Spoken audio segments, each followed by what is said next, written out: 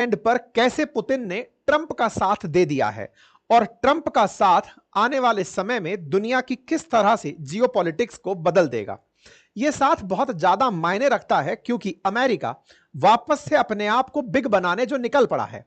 America के बड़े बनने के इस सपने में, अमेरिका को महान बनाने की इस ट्रंप की जिद में, जिस तरह से हाल ही के अंदर कनाडा ने अपना पीएम बदल दिया, ठीक इसी प्रकार से डेनमार्क संभवतया अपना नक्शा बदल लेगा क्योंकि अमेरिका अपना नजर बनाकर बैठा है उत्तर में दुनिया के सबसे बड़े आइलैंड जिसका नाम है ग्रीनलैंड पर। हालांकि इस ग्रीनलैंड के विषय पर मैं ऑलरेडी आपके सामने 3-4 सेशंस कर चुका हूं। आज का अपडेट बहुत मायने रखता है क्योंकि जहां एक और ग्रीनलैंड और डेनमार्क मना किए जा रहे हैं कि हम अमेरिका के साथ नहीं हैं, वहीं दुनिया का दूसरा पोल कहे जाने वाले रूस ने अपनी तरफ से ट्रंप का समर्थन कर दिया है और ट्रंप के इस समर्थन की हेडलाइंस सुर्खियां बन जाती हैं और वो समर्थन कुछ यूं पढ़ा जाता है कि पुतिन ने कहा है कि वो इंटरफेयर नहीं करेंगे ट्रंप के प्लान पर जब वो ग्रीनलैंड लेने जाएंगे। जी हां साथियों, ये न्यूज अपने आप में बहुत ज्यादा मायने रखती है। अक्सर दुनिया के अंदर जितने भी कॉन्फ्लिक्ट हुए हों, जब एक पक्ष अमेरिका बनता था तो स्वाभाविक माना जाता था कि दूसरा पक्ष रूस लेने आ ही जाएगा क्योंकि रूस ने हर उस जगह पर अमेरिका को कोल्ड वॉर एरा में कन्फ्रंट किया है जहां जहां शक्ति प्रदर्शन हुआ हो। आप चाहे क्यूबन मिसाइल क्राइसिस को देख लें, नॉर्थ कोरिया साउथ कोरिया देख लें या फिर भारत पाकिस्तान देख लें, जब जब दुनिया ने दो फ्रंट बनते देखे हैं तो दूसरे पक्ष की तरफ स्वतः और स्वाभाविक रूप से रूस आकर खड़ा हो गया है। लेकिन यह पहली बार है जब रूस और अमेरिका एक साथ होकर खड़े हैं कि आपको जगह चाहिए आप ले लो और मुझे जगह चाहिए हो तो मुझे लेने देना। यूरोपियन यूनियन का चिंता में होना स्वाभाविक है क्योंकि यूरोपियन यूनियन देश अपने आप को खोता हुआ इस डील के बाद देख रहे हैं। मैं ऐसा इसलिए बोल रहा हूं क्योंकि यूक्रेन पर जिस तरह से पुतिन की नजर है वो एक प्रकार का काउंटर मेजर है कि यूक्रेन पर अमेरिका तुम चुप रहना और ग्रीनलैंड पर मैं चुप रहूंगा। अगर ग्रीनलैंड के मुद्दे पर, इधर यूक्रेन के मुद्दे पर तुम पार्टी बन गए तो मैं ग्रीनलैंड के मुद्दे पर पार्टी बन जाऊंगा और तुम्हें वहां हाथ नहीं लगाने दूंगा। साथियों, सोचिए कि इस दुनिया को किस तरह इन दो देशों ने बिल्कुल बांट कर रख दिया है और इस बांटी हुई स्थिति में दोनों एक साथ खड़े होकर अपनी जिस तरह से भौगोलिक विस्तारवादी नीति का पालन कर रहे हैं वो निश्चित ही आने वाले दुनिया में, आने वाले समय में चर्चा का विषय होगा। पुतिन ने कहा है कि रशिया वॉन्ट इंटरफेयर, ट्रंप का प्लान है ग्रीनलैंड को लेने का, मुझे इससे कोई लेना देना नहीं है। हाल ही में उन्होंने एक ऐसी ही मीटिंग में इस बात का अनाउंसमेंट कर दिया और कहा कि देखिए बात ऐसी है कि ग्रीनलैंड से पहले अलास्का आपको याद हो तो अमेरिका का 50th स्टेट जो कभी रूस का हिस्सा हुआ करता था, रूस ने उसे अमेरिका को भेजा था। उसे एक बड़ी भूल कहा जाता है अमेरिकन के लिए उस दौर के अंदर कि हां भाई ये एक गलती है, अमेरिकन ने अलास्का खरीद लिया, ठंडा आइलैंड खरीद लिया, लेकिन आज उस अलास्का की वजह से अमेरिका को बहुत सारे रिजर्व्स मिले हैं। ऐसे में अब ग्रीनलैंड की जब बात हो रही है तो यहां पर पुतिन का साफ कहना है कि हमें इस बात से कोई फर्क नहीं पड़ता। वो अमेरिका की सुरक्षा के लिए और आर्कटिक में उनकी प्रेजेंस के लिए उन्हें लगता है कि जरूरी है तो जरूरी है। आपको मैं याद दिला दूं साथियों, आर्कटिक क्षेत्र आने वाले समय के लिए पर्यावरण में परिवर्तन जैसे जैसे होता चला जाएगा, जहां जहां समुद्र का जल स्तर बढ़ेगा, संभवतया भूमध्य रेखा के आसपास के जो क्षेत्र हैं वो जलमग्न होने लगेंगे, समुद्र के तट के क्षेत्र जलमग्न होने लगेंगे। लेकिन आर्कटिक क्षेत्र आने वाले समय के अंदर लोगों के निवास का पर्यावरण के हिसाब से सकारात्मक रूप रखते हुए बढ़ेगा और यही कारण है कि आर्कटिक में इस समय दुनिया के बहुत से देश इंटरफेयर कर रहे हैं। रूस ऑलरेडी आर्कटिक में बड़ा क्षेत्र रखता है और ग्रीनलैंड के नाम पर अमेरिका अपनी नजरें गड़ाए बैठा है।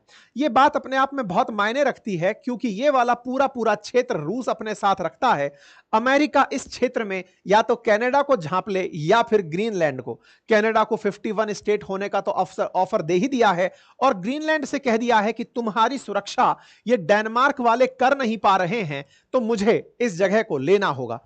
इंटरेस्टिंग है साथियों, जब सेकंड विश्व युद्ध हुआ तो सेकंड विश्व युद्ध के समय पर जो जर्मन्स थे उन जर्मन्स की भी नजर इस ग्रीनलैंड पर थी क्योंकि जर्मन्स का मानना था देखिए दुनिया के जितने भी ये लोग जो है ना, जो जा जाकर दूसरे देशों पर कब्जा करके रहे हैं, इन्होंने आइलैंड्स के महत्व को बहुत समझा है, क्योंकि ये समुद्री मार्ग से ट्रेवल किया करते थे। ऐसे में जर्मन्स को ये पता था कि ग्रीनलैंड के मायने बहुत हैं, और ऐसे में इन्होंने इस पर कब्जा करने का प्रयास किया। तो अमेरिका ने हजारों की सेना इस ग्रीनलैंड को प्रोटेक्ट करने के लिए भेजी थी। आज भी अमेरिका की एक सैन्य टुकड़ी यहां पर है जो ऑलरेडी ग्रीनलैंड की सुरक्षा कर रही है। लेकिन एक दौर था सेकेंड वर्ल्ड वॉर के समय, जब कम से कम 17 से अधिक यहां पर यूएस के बेसिस थे, हजारों की संख्या में सैनिक थे जो कि जर्मनी को यहां पर आने से रोक दिए थे। लेकिन समय के साथ जब सारी शांति स्थिति बनी, सेकेंड वर्ल्ड वॉर खत्म हुआ, तो यूएस के सैनिक रिटर्न होकर अपने देश को तो चले आए, लेकिन धीरे धीरे इस ग्रीनलैंड पर नजर एक और से रूस की पड़ने लगी, दूसरी तरफ से चाइना की पड़ने लगी। और जब रूस और चाइना इस पर नजर बनाने लगे, तो अमेरिका ने कहा कि हमने जिसकी सुरक्षा छोड़ी थी, अब उस पर रूस और चाइना नजरें गड़ाए बैठे हैं, हम इसे नहीं छोड़ सकते, हम इस पर अपना नियंत्रण स्थापित करना चाहते हैं, हम ग्रीनलैंड के लोगों को ज्यादा सुरक्षा देना चाहते हैं। और इसी के चलते जब ट्रंप चुनाव जीते और शपथ लिए, उसी समय पर उनके बेटे जूनियर ट्रंप जो है वो यहां पहुंच जाते हैं। और ताजा ताजा अपडेट यह है कि अमेरिकी वाइस प्रेसिडेंट, इतिहास में पहली बार है कि अमेरिका का कोई वाइस प्रेसिडेंट ग्रीनलैंड की यात्रा कर रहा हो, वो ग्रीनलैंड पहुंच जाते हैं और वहां जाकर के ग्रीनलैंड के अंदर लोगों को संबोधित करते हैं, साथ ही साथ यूएस की सेना को संबोधित करते हैं कि इस क्षेत्र की अब हमें ज्यादा सुरक्षा करनी होगी।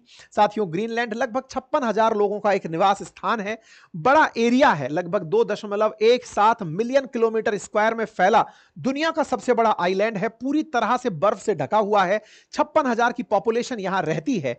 ऐसे में इस क्षेत्र के अंदर जो नजरें हैं वो अमेरिका बसाए बैठा है। उसके पीछे का बड़ा रीजन, दुनिया का अगर फ्रेश वाटर आप बात करें तो 10% जो फ्रेश वाटर है दुनिया का वो यहीं पर है, साफ पानी जो मीठा पानी है, क्योंकि यह क्षेत्र 80% बर्फ से ढका हुआ है। दुनिया का तापमान जैसे जैसे बढ़ेगा बर्फ पिघलेगी और पीने योग्य पानी दुनिया के लिए बहुत बड़ी एक एसेट बनकर होगा। ऐसे में इस जगह पर लोगों का नजर बना हुआ है। साथियों, यहां पर बहुत कम पॉपुलेशन डेंसिटी रहती है, 100 किलोमीटर स्क्वायर में मात्र 3 लोग यहां पर रहते हैं, लेकिन जमीन के भीतर पाए जाने वाले जो वो मृदा धातुएं हैं उनको लेकर के लोगों की यहां पर बहुत ज्यादा जरूरत जगी है। कहा जा रहा है कि जो रेयर अर्थ मेटल्स हैं उनको लेने के लिए दुनिया की होड़ मची है कि कौन यहां पर पहले जाएगा। यही कारण है कि ट्रंप इस पे आए दिन अपना ऑफर दिए रखते हैं। उनका मानना है कि यह क्षेत्र अमेरिका का होना चाहिए, क्योंकि अमेरिका दुनिया की सबसे बड़ी पावर है और वो इसकी सुरक्षा सुनिश्चित कर सकती है। इसी को ध्यान में रखते हुए ये एक और बात भी ध्यान में रखते हैं, और वो ये है कि चीन धीरे धीरे, अगर हमने आज कुछ नहीं किया तो वो ग्रीनलैंड पर भी अपनी नजरें गड़ा देगा। देखो, दुनिया में डर दिखाकर कि रूस ये कर देगा, चीन ये कर देगा, अमेरिका इस तरह से इन सारी जगहों को झांपता जा रहा है। आज अगर ग्रीनलैंड इसके पास हो जाता है तो कनाडा जो है वो एक सैंडविच स्टेट हो जाएगा। आज नहीं तो कल कनाडा पर अमेरिका की और तल्ख टिप्पणियां होंगी, देखना होगा कि वो क्या करता है। अब ऐसे में बड़ी बात यह बनती है कि डोनाल्ड ट्रंप ने अपनी तरफ से तो यह कह दिया था कि मैं इस द्वीप को चाहता हूं, और यह खबर उन्होंने उसी समय कह दी थी जिस समय ये जीतकर आए थे और इनके बेटे पहुंच गए थे यहां पर और जाकर के लोगों से बात की थी। ट्रंप ने अपनी तब बातों को जिस तरह से रखा, लोगों को लगा कि यह मजाक कर रहे हैं। ट्रंप ने कहा है यूं ही बस इनके इरादे होंगे, ऐसा सीरियसली नहीं करेंगे, लेकिन इन्होंने जो बातें उस समय कही उनमें से एक भी बात फिलहाल मजाक नहीं दिख रही है। ट्रंप लगातार जिन बातों को बोल रहे हैं वो होती दिख रही हैं।